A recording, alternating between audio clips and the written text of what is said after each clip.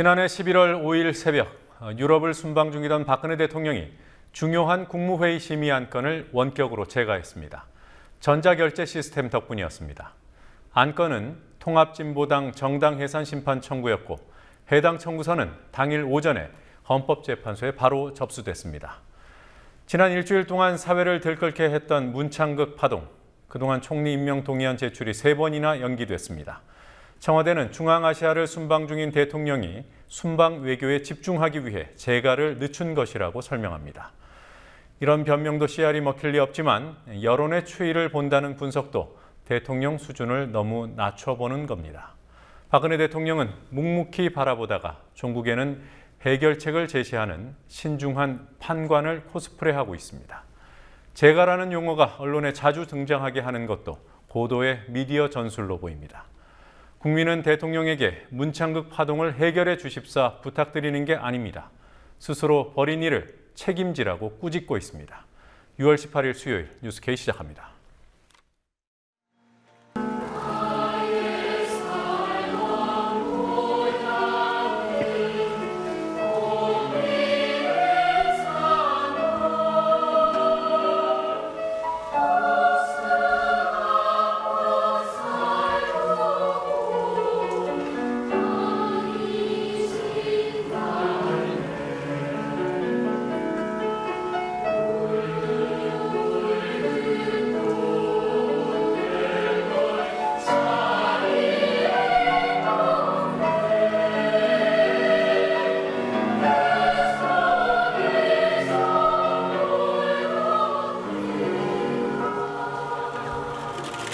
문창극 총리의 지명을 즉각 처리하라! 즉각 처리하라! 처리하라! 대통령이 사랑해요! 예. 청와대가 문창극 총리 후보자 임명 동의안 제출을 대통령 귀국 후로 미뤘습니다. 아예 문창극 총리 카드를 접을지 모른다는 전망도 나오고 있습니다. 청와대도 대통령도 문창극 이후를 우려하는 상황으로 보입니다.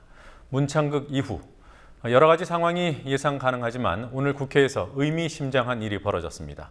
새누리당 이재호 의원이 대통령의 해경 해체 방침을 거론하며 기분대로 해체하면 되냐고 일침을 가했습니다. 국회에 나가 있는 중계 카메라 연결합니다. 곽보아 PD. 네, 문창극 총리 후보자 임명 동의안이 오늘도 국회에 제출되지 않았습니다. 오늘 청와대는 대통령 귀국 후에 검토를 해보겠다, 이런 입장을 냈군요. 그렇습니다. 중앙아시아를 순방 중인 박근혜 대통령은 문창극 후보자의 임명 동의안 국회 제출과 관련해 오는 21일 귀국 후 재가 여부를 검토하기로 했습니다. 민경욱 청와대 대변인은 오늘 우즈베키스탄 수도 타슈켄트에서 이같이 밝히고 대통령은 순방 중에는 중요한 외교, 경제 일정에 집중할 것이라고 말했습니다. 박 대통령 귀국 후 임명 동의안을 제출하는 게 아니라 재가 여부를 검토하겠다고 밝힘에 따라 국회 제출 자체가 불투명해졌습니다. 네, 청와대도 문 후보자를 포기하는 것이 아니냐는 시각이 있어요. 그 수순으로 봐야 하는 겁니까? 그렇게 보는 시각이 많습니다. 3일 정도 여론의 추이를 지켜보면서 여론이 바뀌지 않는다면 문창극 카드를 포기할 것을 염두에 둔 게 아니냐는 분석이 나오고 있습니다. 일각에서는 문 후보자가 대통령 귀국 전까지 스스로 물러나길 바라는 게 아니냐는 해석도 있습니다. 이와 관련해 문 후보자는 오늘 저녁 정부 서울청사 창성동 별관 앞에서 기자들에게 대통령님이 돌아오실 때까지 저도 여기서 차분히 앉아서 제 일을 준비하겠다고 말해 스스로 물러날 뜻이 없음을 내비쳤습니다. 새누리당 당권 주자들 문창극 파문에 대해서 오늘은 어떤 입장을 보였습니까? 네, 어제까지만 해도 문창극 카드를 버린 후에 후폭풍을 감안해야 한다던 김무성 의원이 오늘은 문 후보자의 결단이 필요하다고 입장을 바꾸면서 새누리당 유력 당권 주자들이 한 목소리로 문창극 후보자에 대한 사퇴를 압박하는 상황이 됐습니다. 김무성 의원은 오늘 수원 월드컵 경기장에서 대통령과 당에 부담을 주지 않기 위해서는 본인의 결단이 필요하다며 문 후보가 적극적인 해명을 하거나 거취를 분명히 해야 한다고 말했습니다. 또 다른 유력 주자인 서청원 의원은 어제보다 선명한 표현으로 문 후보자의 사퇴를 요구했습니다. 서 의원은 오전 인천 축구 전용 경기장에서 당과 국민을 위해 현 정부를 위해서라도 본인이 스스로 판단해서 모두에게 부담 주지 않고 사퇴하는 것이 좋지 않겠나, 스스로 퇴진하는 게 좋지 않겠냐는 생각이라고 말했습니다. 이인재 의원의 경우는 문 후보자 본인이 지금 국민들 마음속에 드리워져 있는 의심을 해소하기 위해 기자회견을 한 번 했는데 그것 갖고는 호전된 것 같지 않다고 말했습니다. 이 의원은 한 발 물러서 사퇴 추이를 지켜보는 태도를 유지한 셈입니다. 오늘은 국회 대정부 질문이 있었던 날입니다. 이재호 의원, 박근혜 정부의 쓴소리를 그동안 좀 해왔는데 오늘은 조금 더 수위가 높아진 것 같습니다. 네, 친이계 좌장으로 꼽혔던 이재호 새누리당 의원이 대통령이 잘못하면 장관이 돗자리를 깔고 앉아 안 된다고 해야 국민들이 정부를 믿는다며 박근혜 정부 강요들을 질타했습니다. 이재호 의원은 황교안 법무장관을 상대로 고려 때나 조선 때도 신하들이 왕이 제대로 안 하면 돗자리를 까는데 지금 관료들은 고려나 조선시대 관료들만큼도 패기가 없다고 말했습니다. 이 의원은 본회의 시작 전 새정치민주연합 의원들이 주최한 문창극 후보자 지명철의 피켓 시위 현장에까지 나타나 사실상 시위에 동참하는 모습도 보였습니다. 오늘 대정부 질문에서 나온 이 의원의 발언 들어보시겠습니다. 해경의 해체도 해경을 왜 해체냐, 잘못된 거는 잘못된 사람을 처벌하면 되는 것이지 정부 기관을 그냥 기분대로 해체하면 되느냐. 오히려 책임자는 처벌하더라도 전체 해경들에게는 사기를 북돋아 주고 지위를 강화해 주는 것이 그게 정부의 바람직한 자세지. 잘못했다고 해체하면 지금 유병헌 지금 60일째 못 잡고 있죠, 양반. 그럼 유병헌을 못 잡으면 유병헌 한 사람 잡으려고 6천 명이나 경찰 동원하고 군을 동원하고 해결 동원하고 계엄령 내렸지 해갖고도 한 사람을 못 잡았는데, 그러면 못 잡았으면 경찰청 해체해야 되겠네요. 네, 대통령이 기분대로 국정을 운영했다는 그런 취지의 발언이군요. 새누리당 대표 경선 판세에 대해서도 좀 살펴보죠. 네, 김무성, 서청원 의원 두 양강의 경쟁이 가열되고 있습니다. 서청원 의원은 오늘 김무성 의원 측이 어제 여의도의 한 음식점에서 대규모 만찬 회동을 한 것에 대해 고비용 줄 세우기 모임이라고 비난했습니다. 그런가 하면 김무성 의원은 친박 비박 정신을 벗어나야 한다는 말로 박심에만 의존하는 서청원 의원 이미지 만드는 전략을 쓰고 있습니다. 한편 김문수 경기도지사와 나경원 전 의원도 대표 경선 출마를 검토 중인 것으로 알려져 전당대회가 다자간 구도로 전환될 가능성도 배제할 수 없습니다. 지금까지 국민TV 뉴스 곽보아입니다. 진도와 제주 VTS 해상교통관제센터의 기록을 증거보전 절차를 통해 확보한 세월호 희생자 가족들이 기록 확보 과정에서 확인한 내용의 일부를 발표했습니다. 가족들은 관제 책임이 있는 진도와 제주 VTS 두 곳 모두 사실상 관제를 하지 않았다는 사실이 드러났다고 주장했습니다. 가족들은 대한변협과 민변 그리고 IT 전문가들과 함께 VTS 기록에 대한 정밀 분석에 곧 착수합니다. 취재 PD 연결해서 알아보겠습니다. 윤이나 PD. 네, 윤이나입니다. 네, VTS 얘기는 조금 뒤에 하도록 하고요. 국정조사 얘기부터 해보겠습니다. 여야가 좀처럼 합의하지 못하고 있는 기관 보고 일정. 유가족이 분명한 입장을 전했다고 하더군요. 네, 그렇습니다. 가족 대책위는 국정조사 기간 보고가 7월 중에 이뤄져야 한다는 의견을 분명히 했습니다. 실종자 수색에 최선을 다해야 하는 6월 중에 기간 보고가 진행되면 해경은 기간 보고 준비 등으로 구조 업무에 전념할 수 없다고 말했습니다. 또한 충실한 기간 보고를 위해 예비조사팀의 활동 기간을 보장해야 한다면서 기간 보고를 7월 중으로 미뤄야 한다고 말했습니다. 실종자 수색에 지장이 없고 충분한 예비조사를 통해 내실이 있는 기관보고가 될 수 있도록 기관보고 일정을 7월 중으로 잡아야 할 것입니다. 하루하루 장마가 다가오는 이 순간 실종자 가족을 비롯한 모든 가족들은 장마를 시작되기 전에 실종 수색이 이루어질 수 있도록 그리고 충실한 진행을 위하여 기관보고를 7월 중에 미루어야 함을 분명히 합니다. 네, 국정조사 예비조사팀 구성 그리고 특위가 약속했던 협의체 구성 문제, 이것들은 어떻게 진행되고 있습니까? 네, 가족 대책위는 아직 예비조사팀에 유족 대표로 누가 참여할지 결정하지 않았습니다. 대책위의 전명선 부위원장은 오늘 오전 브리핑에서 국정조사 특위는 당초 가족들과 가족들이 추천한 전문가들을 폭넓게 참여시키겠다는 약속과 달리 예비조사팀에 4명만을 참여시켰다고 비판했습니다. 여야가 각각 21명씩 추천한 명단을 빼서라도 유가족이 추천한 전문가 수를 늘려달라고 요구했습니다. 또한 유가족의 의견을 반영할 수 있는 협의체를 구성하겠다는 약속도 지켜지지 않고 있다고 비판하며 속히 협의체를 구성할 것을 촉구했습니다. 국정조사의 가족들을 폭넓게 참여시키겠다는 약속은 겨우 4명의 예비조사원 참여로 돌아왔습니다.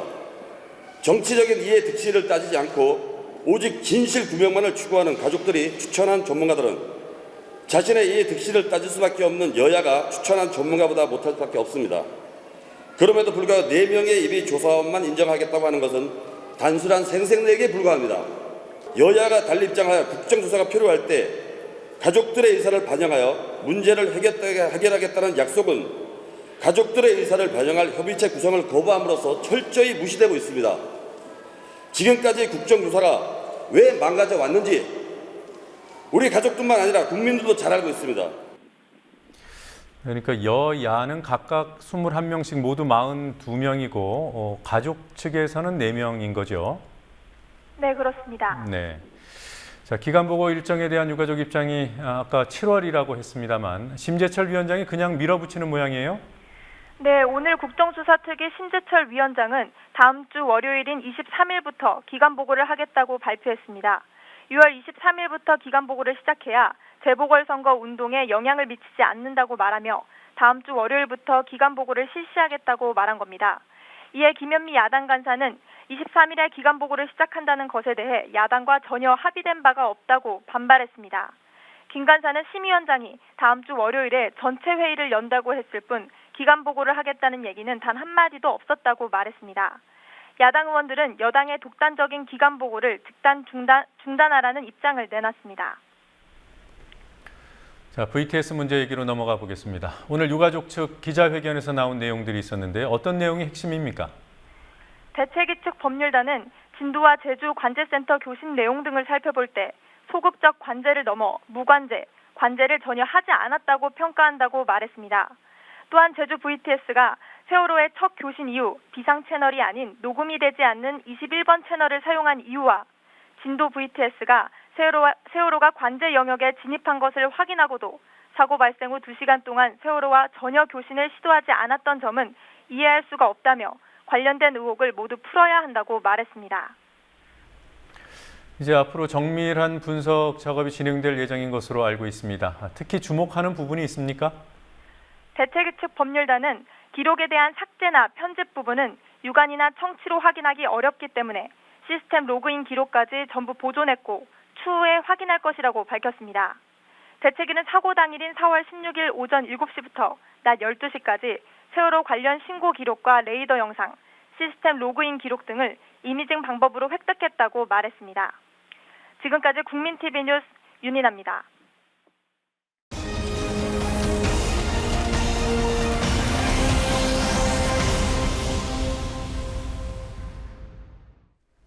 오늘 주한 일본 대사관 앞에서 1131번째 수요 시위가 열렸습니다. 위안부 문제로 일본의 사과를 받을 필요가 없다는 문창극 국무총리 후보자의 망언이 전해진 뒤 처음 열린 수요 시위였습니다. 위안부 피해 할머니들 외에 200여 명이 참석했고 언론의 관심은 집회 진행에 차질이 있을 정도로 뜨거웠습니다. 한 할머니는 대통령이 원망스럽다고 말했습니다. 노지민 PD가 현장을 취재했습니다. 오늘도 서울 중학동 주한 일본대사관 앞에선 어김없이 일본군 위안부 문제 해결을 위한 정기 수요 시위가 열렸습니다. 아흔을 앞둔 위안부 피해자 김복동 할머니는 어제 청와대 앞 1인 시위에 이어 오늘도 수요 시위 현장을 찾아 문창극 총리 후보자의 사퇴를 촉구했습니다. 과거에 우리 국민들이 아주 게을하고 못 살았는데 일본이 들어와서 잘 살기 맹글어 주었으니까 정신대 할머니들 사죄할 필요도 없이 배상할 필요도 없다. 그런 망언을 하는 사람을 이 나라의 국무총리라고 하겠습니까? 이것은 이 나라의 국무총리가 아니라 일본의 아베 사람이라고 생각합니다. 김복동 할머니는 문 후보자 같은 사람을 총리로 앉히려는 대통령도 원망스럽다며 위안부 피해자들을 희롱하는 처사라고 말했습니다. 대통령이 원망스러워요. 대통령이 국민 앞에서 말한 것은 대한민국을 새로 지우겠다. 이렇게 장담해놓고 새로 대한민국을 맹글 사람이 한 푸락에 반장도 못 될 만한 사람을 갖다가 그 총무로 앉혀온다는 것은 그게 말이 됩니까? 희롱하는 것밖에는 더 됩니까? 이것은 우리들을 자꾸 희롱하는 것밖에 지나지 못해요. 김 할머니의 발언이 끝난 뒤 다양한 연령대의 집회 참가자들도 문 후보자의 사퇴를 촉구했습니다. 저는 이건 개인의 문창극의 문제가 아니라고 생각합니다. 이런 사람을 총리로 지명하고 그리고 사퇴시키지 않고 있는 이 정부의, 박근혜 정부의 역사관, 정체성에 심각한 문제 의식을 가지면서 이번에 문창극 총리를 낙마시키지 못한다면 앞으로도 어떠한 인사 참사가 우리나라에 이어질지도 모른다는 불안감에 청년들이 적극적으로 나섰습니다. 우리나라를 책임지겠다는 사람이 우리나라의 역사조차 제대로 알지 못했던 게 되게 실망스럽고 그런 사람을 총리로 내정하기는 많이 부족하다고 생각합니다. 문 후보자의 위안부 발언 여파는 쉽게 수그러들지 않을 전망입니다. 한국정신대문제대책협의회는 김복동 할머니가 시작한 청와대 앞 1인 시위를 문 후보자의 사퇴가 결정될 때까지 릴레이 형식으로 계속하겠다고 밝혔습니다. 국민TV 뉴스 노지민입니다. 김명수 사회부총리 겸 교육부 장관 후보자의 논문 문제 2가지가 오늘도 추가로 나왔습니다. 이런 인물이 어떻게 교육수장이 될 수 있냐는 지적이 끊이지 않습니다. 문창극 총리 후보자 파문에 가려져 있지만 다른 장관 후보자들을 둘러싼 의혹들이 한두 가지가 아닙니다. 과거 차떼기 돈뭉치 전달자였던 국정원장의 맥주병으로 기자 머리를 내리친 민정수석, 그리고 음주운전 장관까지 한마디로 비리 의혹 백화점입니다. 김희주 PD가 주요 의혹들을 정리했습니다. 새정치민주연합의 유기용 의원은 오늘 김명수 교육부 장관 후보자가 다른 연구자들과 공동으로 작성한 논문을 단독 연구 실적으로 부풀렸다는 의혹을 제기했습니다. 논문 작성과 연구 용역 수행 등 4건이 공동 성과였지만 한국연구업적 통합정보 KRI에는 김 후보자 혼자 한 것으로 기재했다는 지적입니다. 아울러 경향신문은 오늘 김 후보자가 2차례에 걸쳐 제자의 박사 논문을 요약해 본인의 논문으로 발표하고 모두 1,000만 원의 연구비를 받아 챙겼다고 보도했습니다. 김 후보자는 이미 제자 논문을 표절했다는 의혹을 받은 바 있습니다. 박홍근 민주연합 의원은 김 후보자의 2002년 6월 발표 논문이 제자 정모 씨가 4개월 전 작성한 석사 학위 논문과 제목과 내용에서 상당 부분 같았다고 폭로했습니다.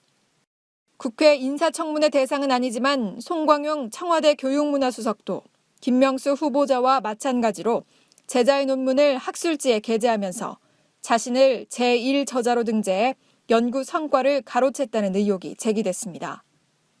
우리 정부의 교육을 책임지는 최고위 공직자가 되기엔 부끄러운 의혹이란 비판이 나옵니다. 정종섭 안전행정부 장관 후보자에 대해선 논문 중복 게재, 이른바 자기 표절 의심이 제기됐습니다. 정 후보자가 2006년 학술지, 법과 사회에 발표한 논문 탄핵제도와 헌법 디자인은 한 해 전 다른 학술지에 게재한 자신의 논문 탄핵 심판에 있어 헌법재판소의 탄핵 여부 결정권과 내용과 문장의 상당 부분이 겹치는 것으로 나타났습니다. 김희정 여성가족부 장관 후보자에게는 지난해 5월 선주협회가 상당한 비용을 지원한 외유성 시찰을 다녀왔다는 의혹이 제기됐습니다.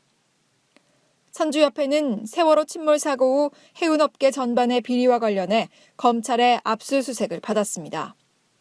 논란이 일자 김희정 의원은 국회 세월호 국정조사 특위 명단에서 이름을 빼야 했습니다. 정성근 문화체육관광부 장관 후보자의 경우 지난 1996년 음주운전 단속에 걸려 항의하는 장면을 MBC가 보도하자 명예훼손을 당했다며 소송을 제기했지만 패소했습니다. 정 후보자는 올해 2월 아리랑TV 사장으로 임명될 때도 대선 공신 낙하산 논란이 있었습니다. 이기권 고용노동부 장관 후보자에 대해서는 2011년 기업으로부터 명절 선물을 수수했다는 의혹이 있다고 프레시안이 보도했습니다. 이 내정자는 또 2004년 학술지 학술정책연구에 발표한 자신의 학술 기사 중 일부를 박사 논문에 출처 표시 없이 옮겨 쓴 것으로 드러나 자기 표절을 했다는 비판을 받고 있습니다. 이병기 국정원장 후보자는 97년 안기부 2차장을 지내면서 안기부 대선 북풍 조작의 주요 배우로 지목됐고 2002년 대선 때는 기업들로부터 불법 모금한 5억 원을 이인재 당시 자민련 총재 권한대행에게 전달한 혐의로 벌금 1,000만 원을 냈습니다. 최경환 경제부 총리 겸 기획재정부 장관 후보자의 경우 2009년 지식경제부 장관 후보자로 인사청문회를 치를 당시 고액 후원금과 증여세 탈루 의혹 등이 불거진 바 있습니다. 김영한 신임 청와대 민정수석 비서관에 대해서는 1991년 검사 시절 술자리에 함께한 한 중앙일간지 기자의 머리를 맥주병으로 내리친 일이 있다고 미디어오늘이 보도했습니다. 국민TV 뉴스 김희주입니다. 네, 지난해 인사파동 이후 처음으로 박근혜 대통령이 국정 수행을 잘못하고 있다는 응답이 잘하고 있다는 응답을 앞질렀습니다. 문창극 총리 후보자 인선 발표 사흘 뒤인 6월 13일, 지난주 금요일 일이었습니다. 이후 부정적인 평가 응답률이 높아지면서 바로 어제는 그 응답률이 50%를 넘어섰습니다. 부정평가 50% 돌파는 취임 이후 처음입니다. 새누리당의 40% 지지벽도 깨졌습니다. 리얼미터의 최근 여론조사 결과를 장부경 PD가 보도합니다. 문창극 국무총리 후보자 지명으로 인한 파문이 대통령 지지도에 어떤 영향을 미쳤을까요? 여론조사 기관 리얼미터의 조사 결과를 중심으로 살펴보겠습니다. 일간 정례조사에서 대통령이 국정 수행을 잘못하고 있다는 부정적인 평가가 어제 50.2%를 기록했습니다. 부정평가가 반이 넘은 적은 현 정부 들어 처음입니다. 잘한다는 긍정평가는 문창극 총리 후보자의 교회 강연이 보도된 다음 날인 지난 12일 40%대로 하락한 이후 계속 하락세를 이어가 어제는 42.7%를 기록했습니다. 일주일 사이 8.4%포인트 급락했습니다. 13일에는 부정평가가 긍정평가를 넘어섰고 그 격차는 16일과 17일 조사에서 더 벌어졌습니다. 박 대통령 취임 후 부정평가가 많았던 적은 장관 인사 파동이 있었던 작년 3월 27일 이후 두 번째입니다.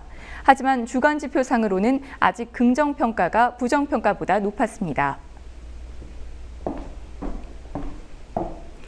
올 3월부터 현재까지의 큰 흐름을 보면 여전히 긍정적인 평가가 높다는 것을 알 수 있습니다. 하지만 긍정평가와 부정평가의 차이가 크게 줄었습니다. 그 첫 번째 계기는 세월호 참사가 났던 4월 셋째 주였습니다.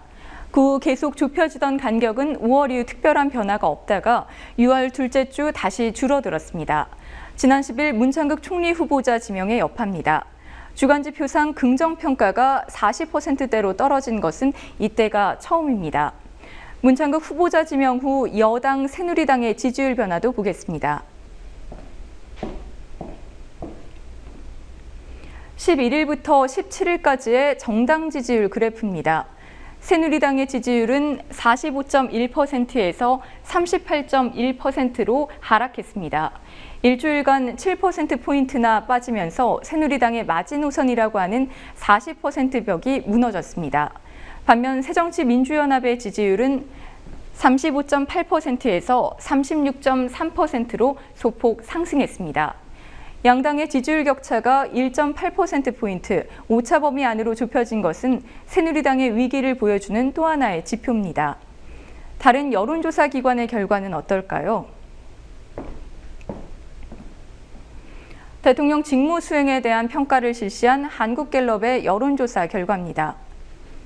6월 둘째 주 조사 결과를 보면 대통령이 직무 수행을 잘하고 있다는 긍정적인 평가는 47%로 2주 전과 같았고 잘못하고 있다는 부정적인 평가는 42%에서 43%로 1%포인트 늘었습니다.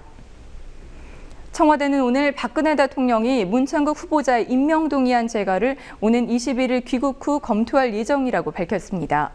하루가 다르게 추락하는 대통령 지지율을 볼 때 청와대가 3일 후까지 기다릴 수 있을지 의문입니다. 국민TV 뉴스 장부경입니다.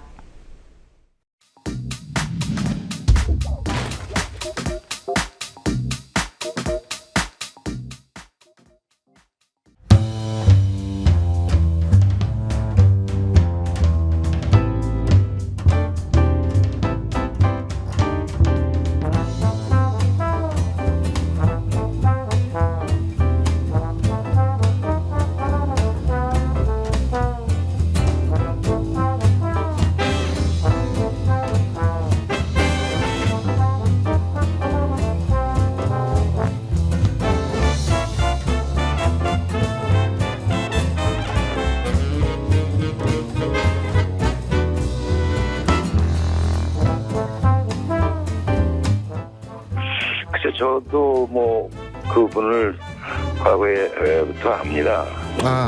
정치를 오래 하셨으니까 아시겠죠? 예. 그래서 뭐 성품은 아주 완만하고요. 예. 그리고 그 능력의 사고는 뭐 굉장히 좀 탁월하신 분이라고 보지요. 예. 언론인으로서는 굉장히 훌륭한 이력을 갖고 계신 분이고, 또 언론계의 기본 생리가 균형을 갖춘 감각과 또 사회를 날카롭게 보는 눈과 또 비판의식, 이게 다 그거로 굉장히 훈련된 분이라고 저는 평가하고 싶습니다.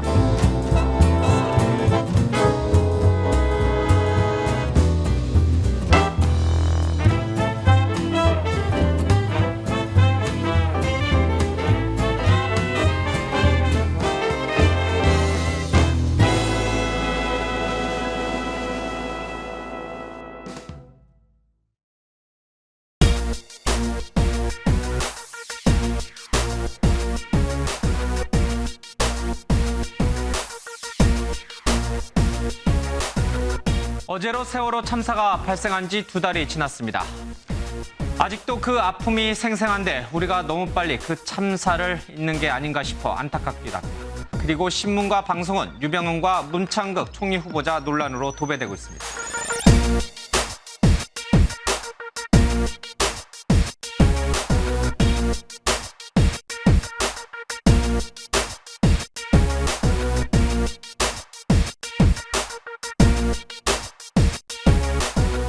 유병훈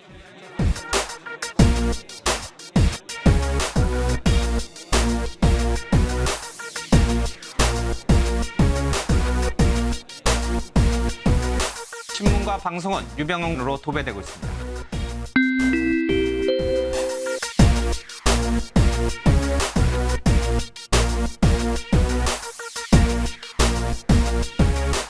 문창극 총리 후보자의 새정치민주연합의 새누리당 사무총장이 야당이 문창극 후보자의 자진 사퇴를 요구하고 있지만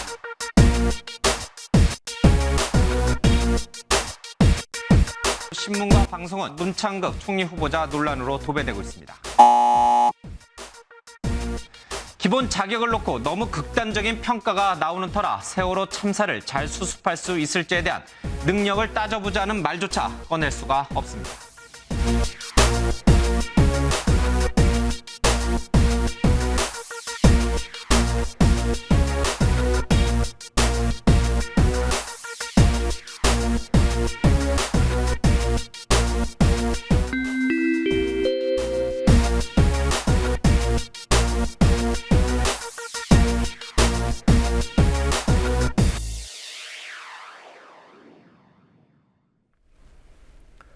서울시 공무원 간첩 사건, 증거가 조작된 것으로 드러나 국정원장이 대국민 사과까지 한 간첩 조작 사건입니다.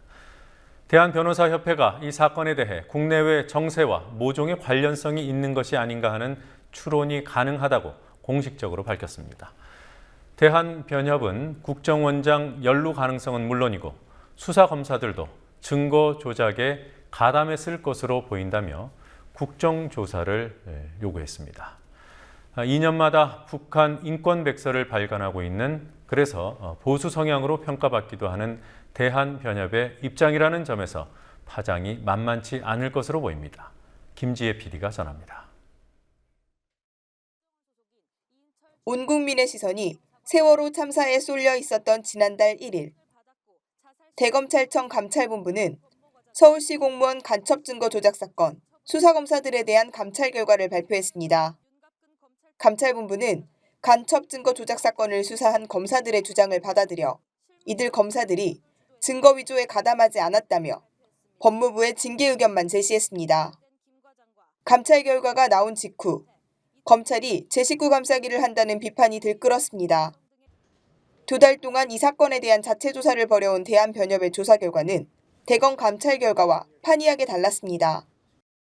대한변협이 내놓은 조사 보고서는 검사들이 간첩 증거 조작에 최소한 미필적 고의를 가지고 가담했다며 그 근거로 여러 가지 출입경 증거 기록 가운데 조작된 특정 문서를 선택해 증거로 제출한 점 등을 제시했습니다. 이러한 증거 조작 가담은 징계가 아니라 형사처벌을 받아야 할 범죄라고 규정했습니다. 또 증거 조작 부분을 수사한 검찰이 일부 국정원 직원들에게 국가보안법상 날조죄가 아닌 형법의 모해 증거 위조죄 등을 적용해 기소한 것도 법리가 잘못됐다고 비판했습니다. 형법이 적용됨으로써 처벌 수위가 현격히 낮아졌을 뿐 아니라 국정원 고위층까지로 처벌 범위가 확대되는 것도 차단됐습니다. 남재준 전 국정원장 등 국정원 책임자급이 이 사건에 관여했을 가능성이 매우 의심되지만 검찰이 수사조차 하지 않았다는 점에 대해서도 유감을 표명했습니다. 대한변협은 보고서 서두에서 간첩 증거 조작 사건이 통상적인 공안 사건에 비해 굉장히 엉성하다며 졸속 수사 가능성이 있다고도 지적했습니다. 이어 이 사건을 급하게 공표하지 않을 수 없었던 국내외 정세와 모종의 관련성이 있는 것이 아닌가 하는 추론이 가능하다고까지 언급했습니다. 유우성 씨가 국정원에 체포된 시점은 지난해 1월로 국정원 댓글 사건이 불거진 직후였습니다. 진상조사 결과를 발표한 변협의 인권이사도 개인 의견임을 전제로 국정원 정치 개입 사건을 언급했습니다. 왜 그랬을까는 아마 당시 국정원이 댓글 사건으로 엄청난 비판을 받고 있었고 국정원 개혁이 최대의 화두가 되자 시선을 다른 곳으로 돌리려고 한 것으로 생각이 됩니다. 대한변협은 변호사 15,000명이 소속된 한국 최대의 변호사 단체입니다. 보수 성향으로 분류되기도 하는 대한변협이 공안 사건에 이토록 강한 입장을 표명한 것은 이례적입니다. 대한변협 측은 간첩 증거 조작 사건이 민주주의의 근간에 관련된 문제이기 때문이라고 설명합니다. 검찰과 국정원 등 국가기관이 아주 힘이 있는 국가기관이 증거 조작을 한 행위는 법치주의를 파괴하고 사법제도 근간을 훼손하는 엄청난 범죄 행위이기 때문에 이 사건의 진상조사를 위해서 진상조사단을 구성했고 또 변협이 당연히 해야 할 일이라고 생각이 됩니다. 대한변협은 간첩 증거 조작에 대한 검찰 수사에도 대검찰청 감찰에도 문제가 있었던 만큼 국회 청문회와 국정조사를 통해 진상을 제대로 규명해야 한다고 주장했습니다. 국민TV 뉴스 김지혜입니다. 항일 독립운동가와 그 후손들이 박근혜 대통령의 문창극 총리 지명은 정신적 반란이라고 강하게 비난했습니다. 국방부가 퇴직자들의 신분증을 엉망으로 관리해서 내부 정보가 유출됐다는 감사원 감사 결과가 나왔습니다. 오늘 있었던 뉴스들 정리해 보겠습니다. 황준호 뉴스 취재팀장 나와 있습니다. 어서 오십시오. 예.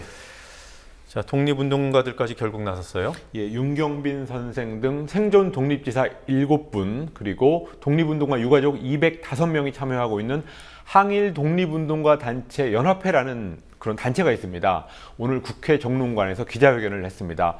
이분들은 문창극 사태는 한 개인의 언행 차원의 문제가 아니라 인사권을 쥐고 있는 청와대의 문제고 박근혜 대통령의 문제라고 정면으로 박근혜 대통령을 비판했습니다. 그러면서 헌법 정신을 부인하는 사람을 국가 주요 직책에 임명하는 행위는 대통령의 인사권을 벗어난 정신적인 반란 행위라고 강력히 질타했습니다. 네. 그만큼 정신적인 충격, 고통이 심각하다 이렇게 볼 수 있겠네요. 예, 이분들이 화가 단단히 나신 것 같은데요. 다음 성명 내용을 들어보시면 이분들이 얼마나 화가 나셨는지를 알 수 있을 것 같습니다. 박 대통령의 이런 역사 왜곡 DNA는 다카키 마사오의 딸이기 때문에 어쩔 수 없는 것인지 의구심이 든다라는 말을 했고요. 또 박정희 대통령이 친일파 중심의 정권을 구성했듯이 박근혜 정부도 앞으로 수많은 문창극 사태를 야기시킬 가능성이 있다라는 말을 했습니다. 네. 자, 원로 역사학자들도 비슷한 내용의 성명이 나왔어요. 예, 한국사 원로학자 10여 명이 오늘 서울 프레스센터에서 기자회견을 갖고 문창극 후보자에 대해서 식민사관에 사로잡혀서 전통문화를 폄훼하고 독립운동을 부정하며 반인도적 범죄 행위를 옹호하고 또 남북 간의 대결과 갈등을 부추기는 수구냉전적인 극우 인사라고 혹평했습니다. 이분들은 문 내정자와 같이 반헌법적인 역사관을 지닌 인물이 총리, 국무총리로 임명된다면 후세의 역사가들은 박근혜 정부 2기 내각을 친일 극우 내각으로 평가할 수밖에 없다고 확신한다라고 덧붙였습니다. 이만열 전 국사편찬위원장, 이희화 전 교수, 김상웅 전 독립기념관장, 그리고 조광 전 고대 교수 이런 분들이 성명에 이름을 올렸습니다. 네. 자, 그런가 하면 교육단체들은 김명수 교육부 장관 사회부총리 후보자에 대한 지명 철회를 요구하고 있어요. 예, 각종 단체들이 이런 입장을 계속 발표하고 있는데요. 오늘은 민주화를 위한 전국교수협의회, 학술단체협의회 이렇게 51개 교육 시민단체들이 제자 논문 표절 의혹에 이어서 상습적인 논문 실적 부풀리기 의혹이 제기된 김명수 교육부 장관 후보자에 대한 내정 철회를 촉구했습니다. 김 후보자의 인사청문회 준비 사무실이 있는 동숭동 국립국제교육원 이 건물 앞에서 기자회견을 열었는데요. 제자 논문을 가로챈 부도덕한 인사가 어떻게 학생들과 교사들한테 신뢰를 받고 교육 정책을 이끌어갈 수 있겠는가라고 개탄했습니다. 네. 자, 그리고 국방부가 퇴직자 신분증을 제대로 관리 안 해서 정보가 샜다. 예. 뭐 어떤 얘기예요? 퇴직한 공무원들의 출입증이라든지 또 공무원증 이런 것들을 바로 회수해야 되는데 그렇지 않아서 군 내부 정보가 유출돼서 민간업체의 돈벌이에 이용됐다는 사실이 감사원에 의해서 적발됐습니다. 네. 뭐 여러 가지 사례가 나왔는데요. 한 가지만 말씀드리겠습니다. 국방부 산하의 주한미군기지 이전 사업단에서 근무했던 사람이 있었는데요. 공무원이었는데 2010년 초에 퇴직했지만 그 후에 1년 5개월이 지나도록 출입증을 반납하지 않고 1년 5개월 후에야 이 사람이 출입증이 안 걷어졌다는 사실이 확인됐습니다. 그러면서 이 직원은 1년 5개월 동안 주한미군기지 이전 사업단을 나온 후에도 이분은 부동산 개발업체 임원으로 취직을 했는데요. 이 공무원증과 출입증을 반납하지 않아서 자기가 근무하던 사업단을 자기 마음대로 드러났다는 사실이 드러났습니다. 이렇게 해서 그 부동산 개발업체에 총 81억 원의 부당 이득을 챙기게 했다는 그런 결과가 나왔습니다. 보안을 생명으로 하는 군 조직인데 이런 놀라운 있을 수 없는 일이 일어난 셈입니다. 군 출신 인사가 부동산 개발업체에 취직을 해서 임원으로 취직해서 다시 자기가 다니던 군부대를 들락날락했다는 거죠. 그렇습니다. 그래서 어떤 이익을 취할 수 있는 거죠? 일단 그 부동산 개발 정보 이런 것들을 그리고 어느 지역을 기지로 사들인다 이런 정보를 미리 알아가지고 거기에 땅을 산다거나 이런 식으로 해서 총 81억 원의 부당 이득을 취했다고 합니다. 그러니까 군 내부 정보를 취득하러 들어갔던 거군요. 네. 자, 이 밖에 또 어떤 뉴스들이 있었습니까? 문형표 보건복지부 장관이 담배에 부과되고 있는 건강증진기금을 술에 부과하지 않는 것이 맞는 건지 고민해봐야 된다라고 말해서 술값에도 추가로 세금을 붙이겠다는 뜻을 시사했습니다. 새누리당 박성원 의원의 해운비리 연루 의혹을 수사하고 있는 검찰이 항만 하역 전문업체 등 박 의원한테 정기적으로 후원금을 낸 인천 지역 기업 4곳에서 5곳을 수사하고 있습니다. 특히 법적 후원금 한도를 넘는 돈이 흘러들어간 정황을 포착하고 대가성 여부를 살펴보고 있다고 합니다. 네. 일본 정부가 집단 자위권을 행사할 수 있도록 헌법 해석을 변경하는 국무회의 결정문을 여당에 정식으로 내놓는 것을 보고 중국이 정상적인 정신 상태부터 회복하라고 거세게 비난했습니다. 네, 오늘 여기까지 듣겠습니다. 수고했습니다. 예.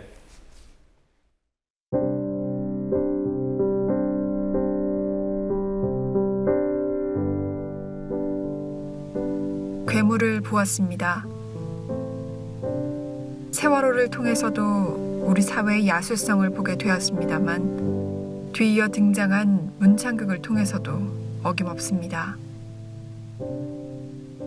겸손을 모르고 국민의 존엄을 모르고 애국을 모른 채 늙어가는 짐승은 지금 자존심이 상한 모양입니다. 세월호에서 사회를 보았다면 문창극에서는 우리 개인의 은밀한 내면을 보게 됩니다.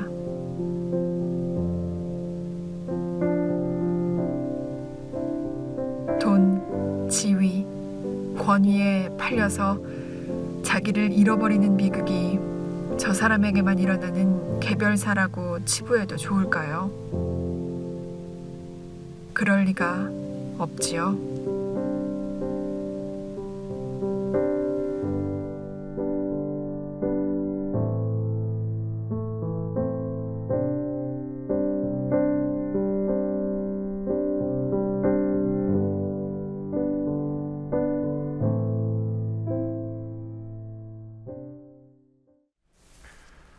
월드컵 분위기가 예전만 못합니다. 그래도 기업들은 월드컵 특수를 잡아보려고 광고도 하고 이벤트도 벌입니다.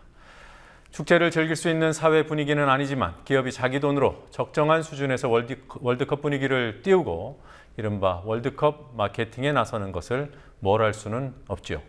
문제는 언론이 기업의 월드컵 마케팅을 기사에 담아서 홍보를 해주는 행태입니다. 어떤 기업은 자사 제품을 사면 하나를 더 준다더라. 어떤 마트는 특정일의 가격을 깎아준다더라. 이런 광고들이 기사에 탈을 쓰고 신문에, 방송에 버젓이 실리고 있습니다. 오늘 아침 러시아와의 조별리그 1차전이 1대1 무승부로 끝났습니다. 경기 직후에 나온 한 방송사 아침 9시 뉴스에 이런 광고성 보도가 나왔습니다. 이마트는 러시아전에서 대표팀이 승리하면 오늘 하루 동안 총 250개 품목을 최대 50% 할인 판매합니다. 이 엉뚱한 기사는 결과적으로 예언이 됐습니다. 이마트는 무승부였음에도 불구하고 예정대로 할인 행사를 하기로 했고 이 사실은 또 신문, 방송, 통신, 인터넷 매체 수십 곳을 통해 일제히 보도됐습니다. 우리 주변에는 기업 홍보실 직원 같은 기자들이 많아도 너무 많습니다. 뉴스K 마치겠습니다. 내일 뵙겠습니다.